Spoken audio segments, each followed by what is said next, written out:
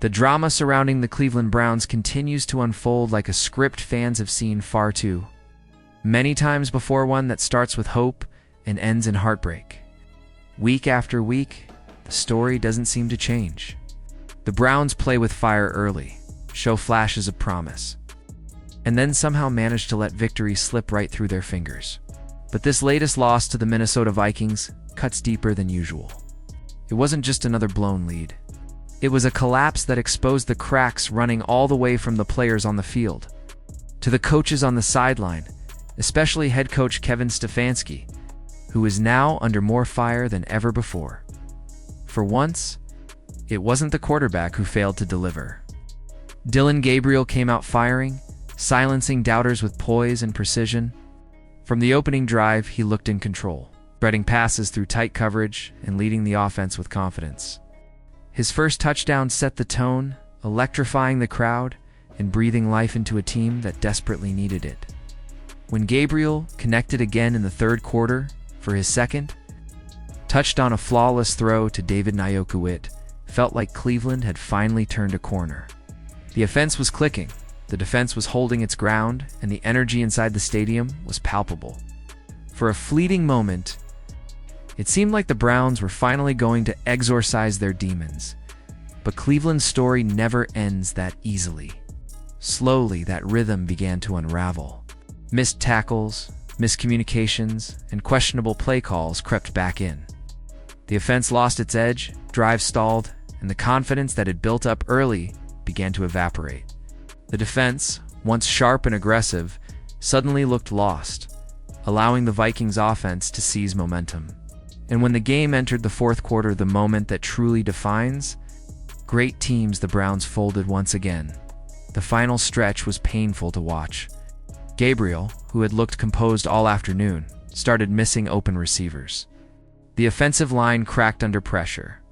The defense couldn't make a stop when it mattered most.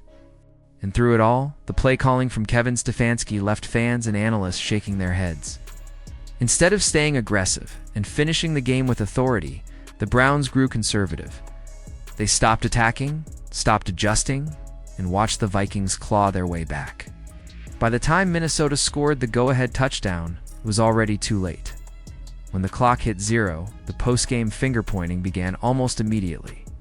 Analysts across the league wasted no time identifying the common denominator behind Cleveland's struggles: Kevin Stefanski. His offensive philosophy, once praised for its creativity, now feels predictable and stale. His inability to adjust mid-game has become a recurring theme, and his leadership is being openly questioned by players, media, and fans alike. As one analyst put it bluntly, when Kevin Stefanski's been the Browns' play caller, they can't score 20 points. It's been 5 weeks, 5 different games, and the results don't change. The line changes. The quarterback changes. The receivers change. The only constant is Stefanski and the lack of results. During his post-game press conference, Stefanski once again took the podium with the same calm, a rehearsed tone that has become all too familiar to Browns fans. Instead of owning the moment and acknowledging the growing frustration, he spread the blame evenly across the board. "We need to do a better job closing out," he said. "That's an offensive thing. Defense, special teams, coaches, players, you name it. We just have to be at our best in those moments, and we weren't." He promised that the team would get back to work and keep grinding, but his words rang hollow. It was the same speech he'd given after every loss this season, a loop of accountability without change. Effort without evolution. The media wasn't convinced. Browns insider Darrell Butler was especially harsh in his assessment, pointing to the fourth quarter as a perfect example of how poor coaching decisions continue to sabotage winnable games. "That fourth quarter was an embarrassment," Butler said. "The Browns picked up just 1 first down. 1. That's not a player problem. That's a coaching failure." He went on to highlight the decision-making breakdowns, particularly Stefanski's reluctance to adjust the game plan when it was clear that momentum was slipping away. Criticism didn't stop there. Many questioned Stefanski's decision to keep Joe Flacco as the backup quarterback instead of giving the younger Shedeur a chance to make an impact. With Gabriel showing signs of fatigue late in the game, the Browns needed a spark. Instead, Stefanski stuck with Flacco, whose lack of mobility and declining arm strength only slowed the offense further. To critics, it was a glaring example of how out of touch Stefanski's choices have become. Even Rex Ryan, who recently found himself in hot water over his own comments about Sanders, joined the chorus, blasting Stefanski for not having the rookie available as an active option. Ryan argued that Sanders could have brought new energy and versatility to an offense that had completely stalled. Having Shedeur ready could have changed the entire game, Ryan said. Instead, Stefanski kept relying on the same old formula that clearly doesn't work. That formula has now become Stefanski's downfall. Under his leadership, the Browns have been plagued by the same frustrating cycle, moments of brilliance overshadowed by late-game collapses, flashes of hope crushed by poor adjustments, and excuses that never lead to results. Fans who once defended him are now losing patience, and calls for change are growing louder. The narrative that this is a team issue no longer holds weight when every unit offense, defense, and special teams consistently underperforms in the same critical moments. The deeper problem isn't just strategy. It's mentality. The Browns play like a team afraid to win, afraid to make mistakes, afraid to trust their own momentum. And that mindset starts at the top. Stefanski's conservative play calling in crucial situations has created a culture of hesitation rather than hunger. His refusal to take bold risks or adapt in real time has turned close games into heartbreaks.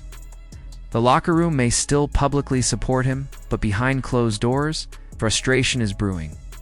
What makes this loss sting even more is that it didn't have to happen. Dillon Gabriel showed enough promise to deserve better. His chemistry with Njoku, his pocket presence, and his willingness to push the ball downfield gave Cleveland fans a glimpse of what could be. But no matter how well individual players perform, the Browns' inability to finish games has become systemic. Leadership problem that won't be solved until someone in power finally takes responsibility. As frustration boils over in Cleveland, one question looms larger than ever. How much longer will the organization tolerate this pattern of mediocrity? The Browns have too much talent to keep wasting opportunities like this. They've invested in young players, built a strong defensive core, and yet the results remain the same. It's becoming clear that unless something changes, whether it's the coaching staff, the play calling, or the team culture, the Browns will continue to repeat this cycle of disappointment. So, Browns fans, what do you think? Is Kevin Stefanski still the right man to lead this team, or has his time run out? Do you believe Dillon Gabriel has shown enough to keep the starting job, or is it time to shake things up even more? And when it comes to the defense, is this a talent issue, or a coaching one? Let us know your thoughts in the comments below.